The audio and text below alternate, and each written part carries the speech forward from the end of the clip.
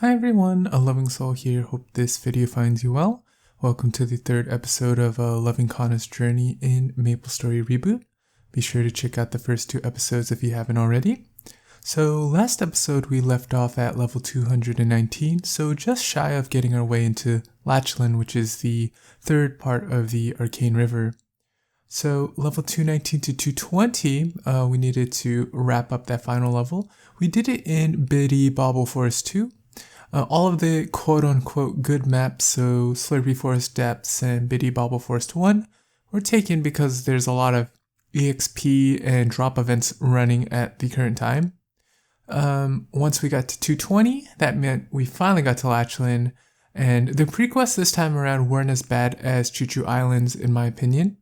We got access to another Arcane Force daily, which is Dream Defender. You essentially go around and try to prevent music boxes from getting corrupted.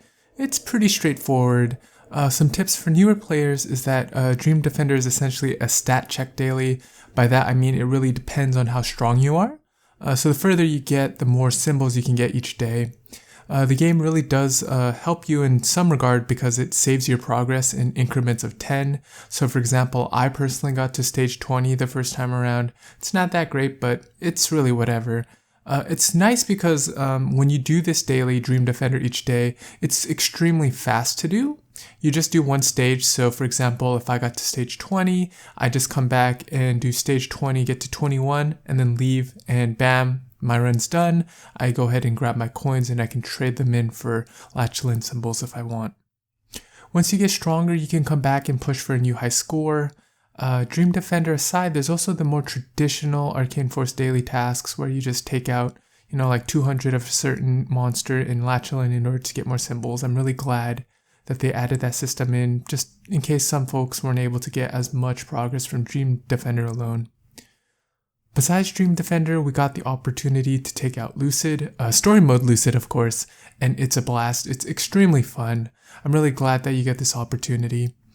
One thing to note is that when I usually play the game, I'm in a Discord call, but this time around, I plugged off of the Discord call. I just listened to the music, and that's one of the great things about this game I realized is that not only do I really like the visuals of the game, is that the audio, the background music is wonderful. Give it a listen to yourself. Hopefully the attacks aren't too loud.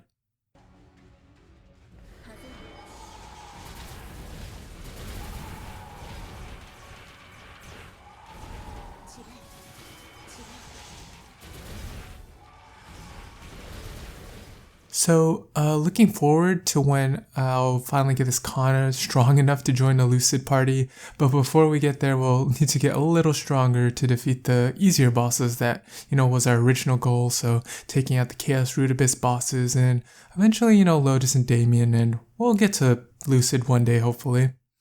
So, this week I trained a little harder than I usually do. The XP curve is getting, a little harder to get there, but one thing I really like about Lachelein is that the maps are all pretty good. So it was 2x drop for the most part when I was training, and a lot of the maps were taken, so I resorted to some less popular spots. I got to 221 and 222, I think in the Chicken Festival maps. Chicken Festival 1 is super popular, so I tried out Chicken Festival 2 and Chicken Festival 3. I ended up deciding on Chicken Festival 2. I trained with an Iran friend. It's nice because as a Kanna, I can increase the spawn rate with Kish and Shokan so we can train together. It's one of the nice things about an MMO. There's a little bit of a stigma because folks want to train more efficiently. Training together with a friend can sometimes be inefficient, but we're both pretty weak, so we can't clear the map ourselves, so I don't mind too much getting a little bit less EXP. It's just fun training with a friend.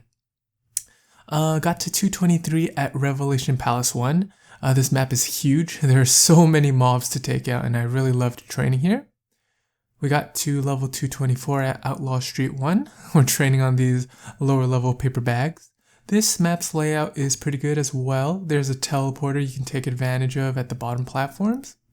And for the final big level 225, we headed back to Revelation Palace 1 to get the job done. And we'll be heading off to Arcana, the fourth location in the Arcane River, in the next episode. So that's it for the leveling section. I just wanted to take this section to talk about the road ahead and our journey ahead and how I'm planning to go about that. Our next big equipment upgrades are going to be getting the pieces of Absolab equipment, which comes from two places. The first is Scrapyard and the second is Dark World Tree. Scrapyard is home to the boss named Lotus. Essentially, the name of the game here is we're going to be doing a series of weekly quests for both Scrapyard and Dark World Tree in order to accumulate the respective ETC items. You're going to be getting a cores from Scrapyard, and I believe it's Faint Stigma Stones from Dark World Tree. You're going to combine these ETC drops with the drops from their bosses, so Lotus for the Scrapyard one and Damien for the Dark World Tree ones. And there's a coin exchange, and you're going to use the coins for to be able to buy the equipments from the coin stores.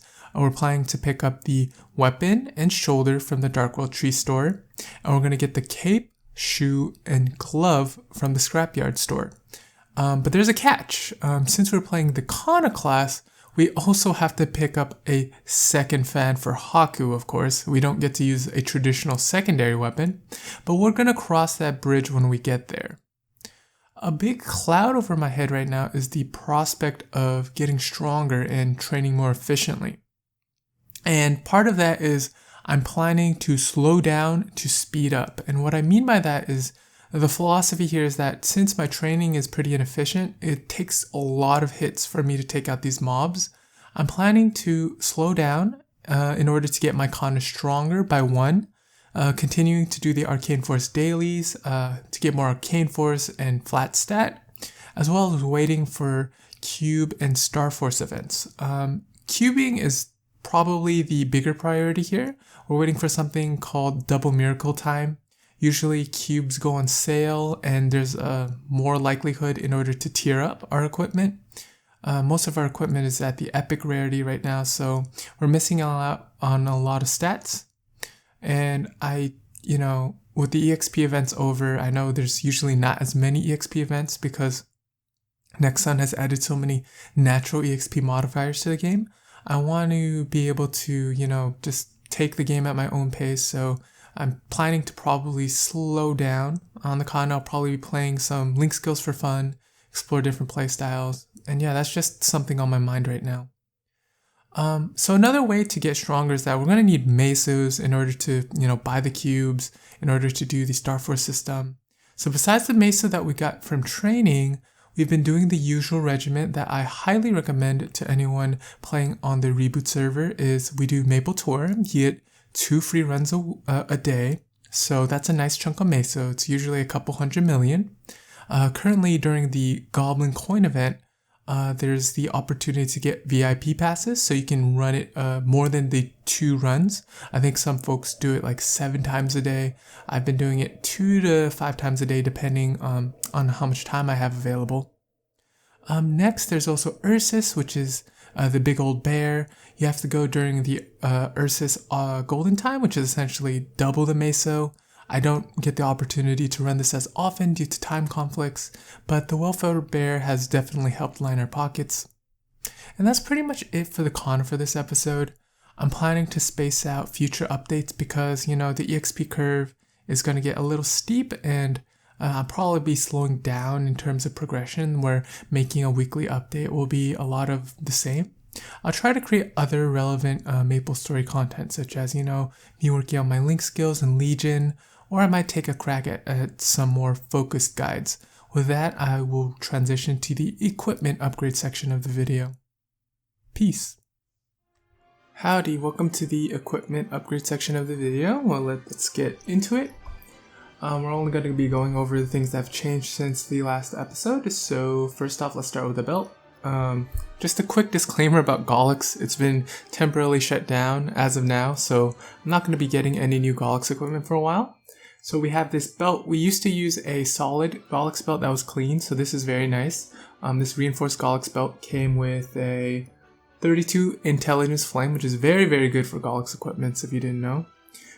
We threw in a potential scroll on it and just threw some occult cubes and it got to epic, thank goodness. 6% intelligence, very nice. Next upgrade is this very lucky 3-6% line top. The first line isn't relevant, but I'm very happy with the 12% in top for the CRA top. I'm not going to touch this much more until double miracle time, but it's nice for now. We tiered up our pants to unique off some Master Craftsman cubes. We actually got decent hyper body, which is really nice. And the reason why I like decent hyper body is obviously Kanna scales off HP, but decent skills that you get on your equipments, you can actually put onto macros because they don't have cooldowns, which is really cool. I'll actually use decent hyper body later just to show you how much range this gives me. This is just a placeholder until double miracle time runs around. I'm gonna recube this hopefully for more stat. Next we have the medal. We used to use the level 200 medal, the next legend I think, which gave us 3 attack and stat. Just a small upgrade. Been doing Ursus, so we finally got Ursus Defeater King. You just have to beat Ursus a couple times. You get this medal by clearing Ursus 10 times. So 7 attack, not the best in slot, but pretty good enough. I don't think I'm going to be doing anything else to upgrade this medal for quite a while. And just for fun, we threw potential on this Lithium Heart. It's 2% int. I'm not going to touch this very much more because it is a very low level equipment, so I'll just take a 2% stat. And then for the Arcane Force, you can see that we got Vanishing Journey to 8, Choo Choo Island to 8, Lachelein to 4, and this is a spoiler for the next episode. We got our Arcana symbol, we did the Arcana prequest, but yeah, I won't talk about that too much. So let's see what all this adds up to. So clean range, we're at 1.39 to 1.46, and I just want to show you what Hyper Body does to our stat. It's in the first tab. So Hyper Body brings us up to 1.45 and 1.53, so Hyper Body is nice to have. And since I don't do this very often, let's just buff up to see where we get to. Let's see, anything else? So we're up to 1.8 to 1.9 mil range, so hopefully we'll be able to hit 2 mil by the next episode. One last thing before I go, I want to show you my node setup because I haven't shown you my V matrix before. So here's what I'm using. Most of these are level 1 or 2. The big ones are like, obviously you should be using Decent Holy Symbol to train faster, get more drop rate. And I have some placeholder boost nodes. I don't have my perfect trio yet. Shikigami, Haunting, Boss. The third skill should actually be Tengu Strike. But in the meantime, I've just been using these as placeholders. This is very similar. Boss, Shikigami, Haunting, and Kishin as the third slot. Some nice pickups that we've gotten since the last episode have been Speed Infusion. I got this off a Nodestone. And I spent some spare node shards to craft this decent Sharp Eyes. I didn't open this in like 100 or so Nodestones, so I was like, I might as well craft it. But yeah, this is pretty much it for our V Matrix. I do have access to skills like Ursus Shower and decent combat orders, but this is what I've been rocking. We're gonna have to get to 230 to unlock another V Matrix slot, but yeah, that's about it. I hope you guys enjoyed this section of the video, and yeah, toodaloo!